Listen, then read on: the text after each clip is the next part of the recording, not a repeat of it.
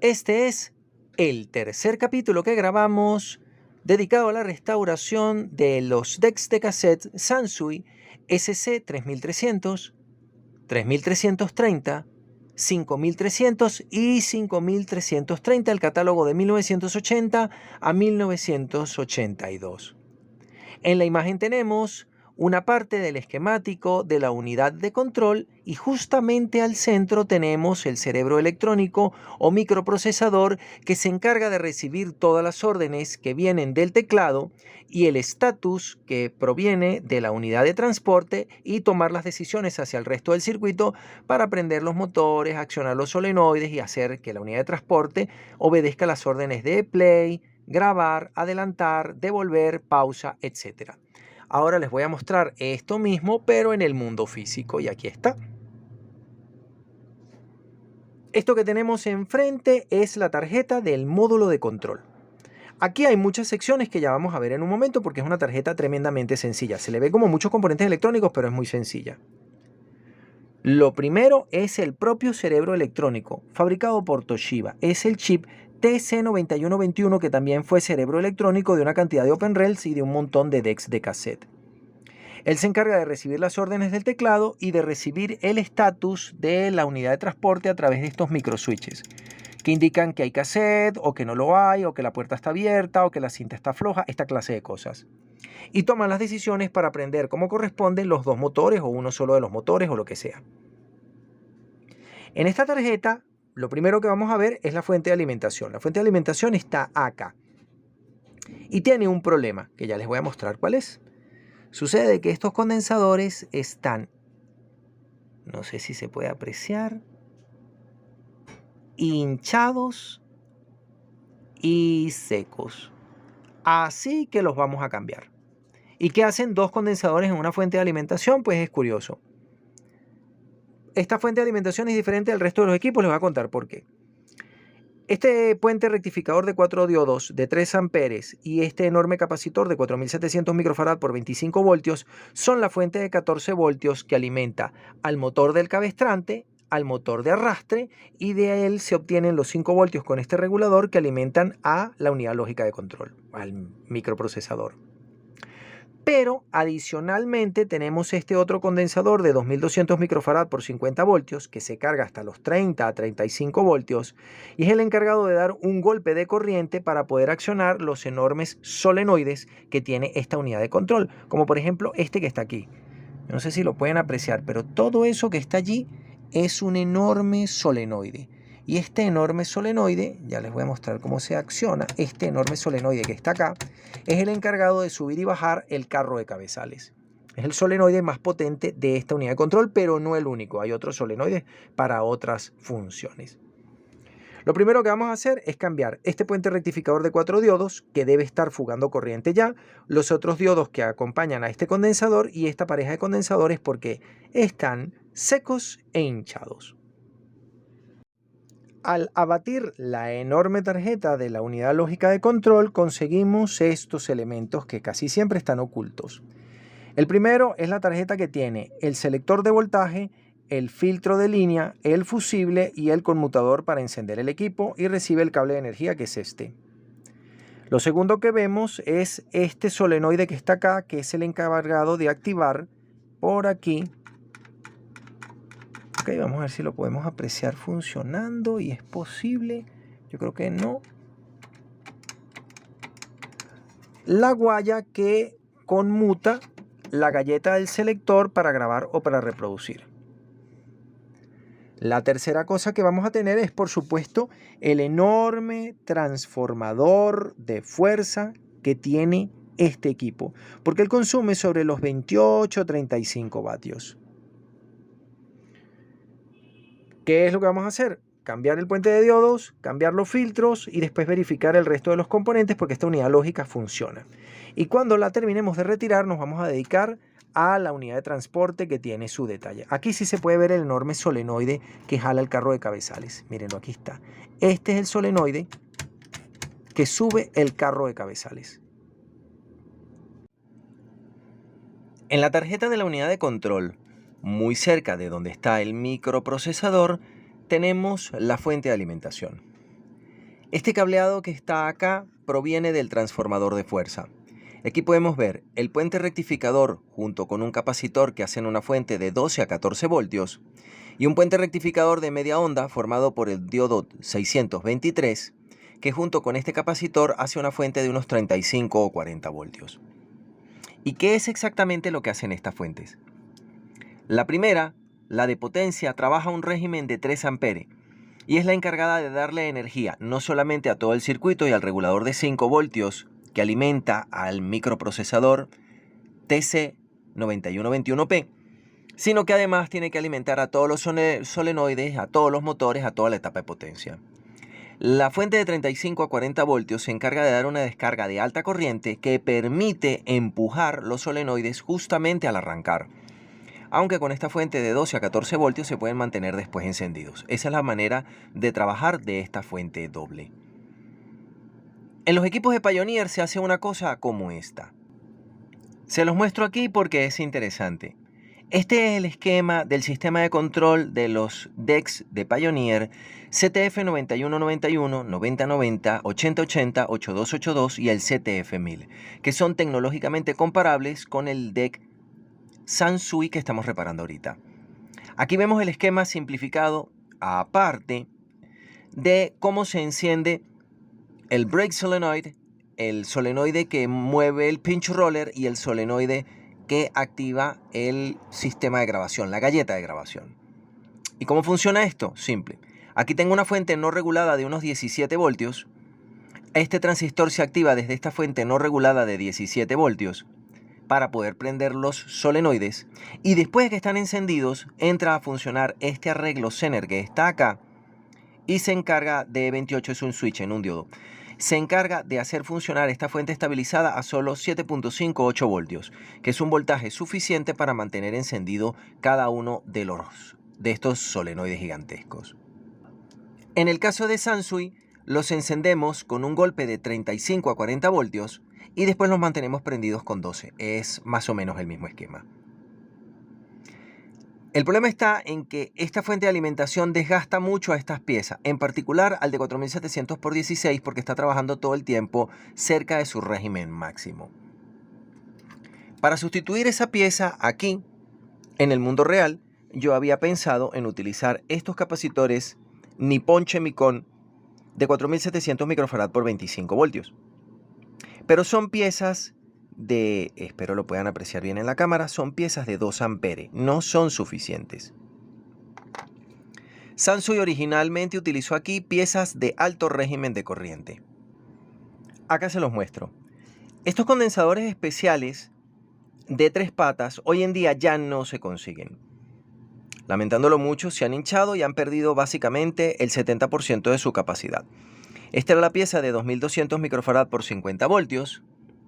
La que está acá, y del otro lado tenemos su compañero que es de 4700 microfarad por 25 voltios, aunque el esquema dice que era de 16. Este condensador, vamos a ver un momento las patas, sí era para 3 amperes. Y estos que tengo nuevos no son para 3 amperios. Y también había pensado utilizar estos condensadores NSK de 6800 microfarad por 25 voltios, que podrían ser de 3 amperes, pero son muy altos y no caben en el espacio que tengo disponible. Así que he pensado en una solución distinta que se las muestro. El condensador que he colocado es este, espero que lo puedan apreciar. Es una pieza fabricada por Aero-M que tiene la misma calidad que un Sprague. De hecho está completamente bien sellado y terminado con una altísima calidad. Pero trae terminales de lengüeta. Yo recomiendo mucho poner este tipo de capacitores en los amplificadores pequeños de hasta 20 vatios por canal. Ofrece 10.000 microfarad de capacitancia máxima, soporta 16 voltios de voltaje nominal y 20 voltios máximo, que está muy bien para el sitio donde lo vamos a colocar. He perforado nuevamente la tarjeta para poderlo instalar porque los terminales son más gruesos, pero este sí es un condensador de 3 a 5 amperios. Así que funcionará correctamente y hará justicia al puente de diodos de 3 amperios que han colocado aquí, porque el grueso de la potencia que consume este equipo pasa justamente por esta tarjeta. Aquí hay un voltaje de deriva que enciende otro solenoide y este es el encargado de encender pues toda la etapa de potencia de nuestro equipo. Miren los condensadores que había utilizado originalmente Sansui, son enormes. Su compañero va a ser ahora un condensador de 2200 microfarad por 63 voltios, sustituyendo la pieza de 50 porque es una pieza de 2 amperios, 2 amperios y medio, pero solo se va a utilizar ocasionalmente. Vean que el diodo de retorno contra la corriente inducida de las bobinas sí es un diodo de 3 amperes, pero no tengo una pieza más grande que colocar. Dense cuenta que estos dos condensadores eran para el mismo régimen de corriente, son del mismo tipo de condensador, de 3 amperes. Instalado esto, nos vamos a dedicar ahora sí a la fuente, a la unidad de transporte que tiene todas las correas estiradas. Aquí tenemos finalmente fuera la fea unidad de transporte del SC5300-5330. Y esto es lo que vamos a tratar de reparar porque por lo menos la correa del tensor, del back tensor, está rota, con lo cual siempre iba a enredar la cinta. La correa del contador de cinta está buena, como podemos darnos cuenta funciona, y el resto de las correas están estiradas. Y estas gomas, que son las que permiten la tracción, también están por reparar. Pero antes de hacer esto les voy a mostrar la importancia que tiene el back tensor, a pesar de que en esta unidad de transporte es una sencilla correa anclada a esta pulley que está aquí.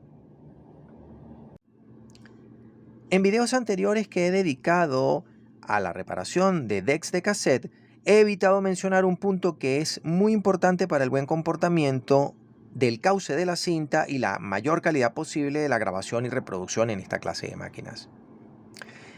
Como ejemplo de este tópico, he decidido utilizar esta unidad de transporte que tiene eso que les quiero mostrar al descubierto, destapado, y es fácil de ver. Primero les cuento. No voy a hacer video de esta máquina porque estoy por terminarla, aunque tengo un año dando golpes con ella porque ha sido complicado, tiene muchos pequeños detalles para sacar. Esta es la unidad de transporte de los decks de cassette TEAC A550, 660 y 770 del catálogo de 1981 a 1984. Vale destacar que TEAC siempre fue un buen fabricante y aquí se nota que fue un muy buen fabricante y les voy a contar por qué. Como pueden notar, esta unidad de transporte está hecha en acero. El chasis es una pieza de acero estampado y varias de las piezas que forman la unidad de transporte también son de metal. Y eso ya no era común en aquella época. La unidad de transporte de los decks de alta gama, Pioneer, CTF 850, 900, 950 y 1250 ya tienen esta pieza grande donde se construye toda la unidad de transporte hecha con un molde de plástico no de la mejor calidad. De hecho, estoy teniendo graves dificultades con un CTF 1250 porque tiene resquebrajada y partida la parte superior donde están estos ganchos que son los que obligan al cassette a colocarse en posición. Entonces hay que improvisar algo allí para que el cassette quede fijado en el lugar correcto, en el ángulo correcto y con la presión correcta para que la unidad de transporte pueda hacer correctamente el trabajo.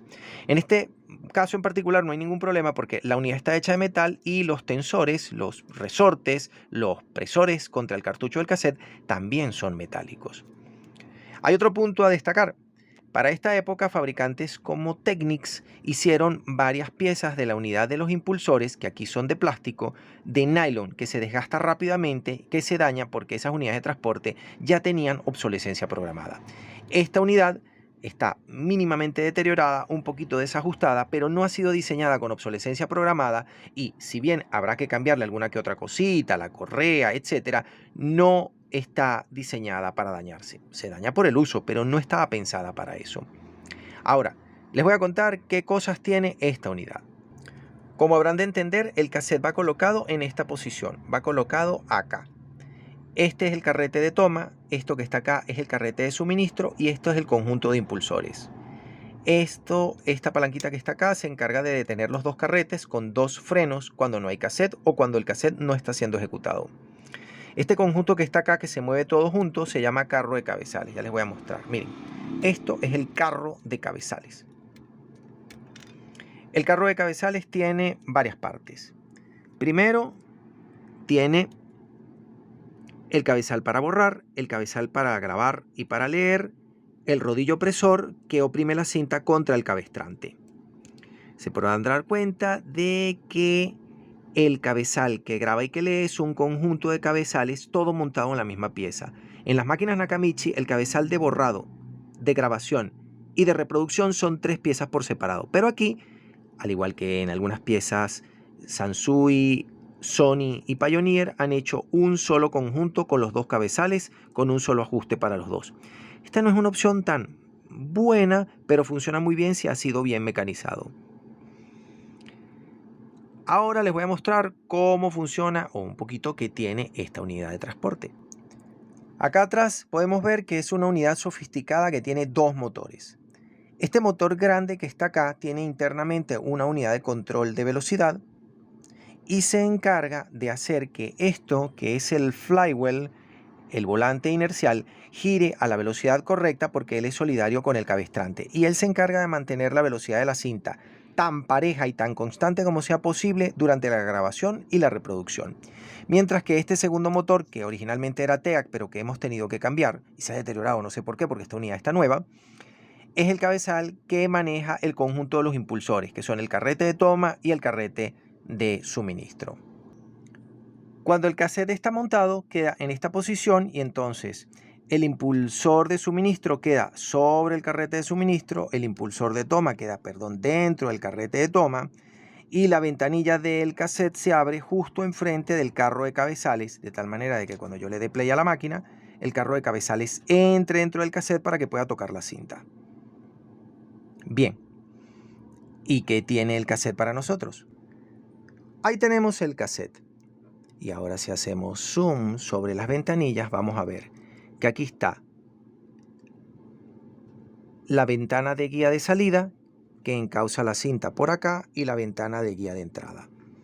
Acá está el agujero para el primer roller y el cabezal que borra, el detector de fin de cinta, el cabezal que graba y lee o el conjunto de dos cabezales, el detector de fin de cinta y el segundo roller.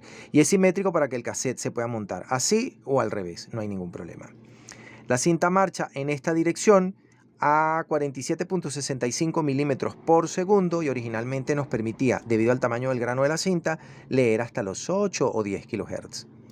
Y aquí tiene que entrar el carro de cabezales que ya se los voy a mostrar. Espero que con la luz y el foco de la cámara lo puedan apreciar, que creo que no. Ahora sí. Miren, cuando la cinta sale del cartucho, sale del cassette, entra por aquí al primer poste guía, que está justamente delante del cabezal que borra. Luego entra al cabezal que graba y que lee, que voy a hacer un poquito más de zoom y espero que la cámara me ayude. Miren que es un cabezal que está terminado en ferrita negra. Él está diseñado para no desgastarse nunca y es un cabezal de muy larga vida útil. Y solidario con él tiene el segundo poste guía, el poste guía de salida. Del poste guía de salida va al roller, al rodillo opresor que oprime la cinta contra el cabestrante que gira a una velocidad constante y es el que determina la velocidad de la cinta. Y luego va a la ventana de entrada del propio cartucho. Ventana de salida de este lado del cartucho de cassette, ventana de entrada de este lado. Pero para que todo esto funcione, hay un detalle, que es lo que realmente es importante y les quiero mostrar. Todos los mecanismos de cassette en general y este en particular tienen un tensor para la cinta. Todas las unidades de transporte de cassette tienen este poste guía que está aquí. Hay veces que tienen más, pero este a juro y siempre lo tienen. En el caso de Nakamichi, que no lleva el cabezal de borrado aquí, lo tiene es el primer roller. Porque del otro lado hay un rodillo opresor porque son unidades de doble cabestrante. En este caso no hay otro roller, sino que hay un cabezal de borrado, entonces el cabezal de borrado tiene la primera guía. Esta guía no funciona si la cinta está suelta. Esa guía solo funciona si la cinta está tensa. Para que la cinta esté tensa, aquí hay un tensor que es solidario con el carrete de suministro. Hay tres maneras de hacer el tensor. La primera y la más efectiva de todas las formas que se usa en los OpenRel y en los decks de cassette realmente de alta gama como los Akai GXC310, GXC325, GXC570, 570 MK2, GXC740, 750 y 760 tope de gama, usan tres motores. Y los OpenRel como el RT707 tienen tres motores. Entonces este motor en play, el motor del carrete de toma, queda dando vueltas y va encarretelando la cinta, como es normal. Pero el carrete de suministro queda dando vueltas muy lentamente hacia el otro lado con una tensión que se ajusta con un potenciómetro. Así funciona el tensor. El tensor es un servo en el motor. En el caso de Sony, que es más sofisticado, hay un servocontrolador que verifica que la tensión de la cinta sea constante. Entonces hay un circuito electrónico de servo del control de la tensión del motor, no de la velocidad, de la tensión del motor, del torque del motor. Una forma más sencilla de hacerlo es tener un tensor con un resorte que va frenando a este carrete. Y normalmente ese tensor es un resorte que se coloca aquí adentro y que no se ve. De hecho, la gente no se da cuenta de que aquí hay un tensor y queda aquí escondido y no se ve. Y la otra forma, que es un poquito más sofisticada, no tan buena como la de tener un motor y no tan mala como tener un simple resorte, es tener un tensor con sensor. Y ese es el que tiene esta unidad de transporte que les voy a mostrar. En este caso, el tensor está formado por esta cabullita, esta guayita, que llega hasta este mecanismo, y el tensor realmente es este resorte que está acá, pero tiene un sensor. Y el sensor es esta palanquita. Adiós, Perole, ahora no me va. Ya se las voy a mostrar cómo funciona. He obligado al carro de cabezales a subir y lo estoy aguantando con este trocito de madera.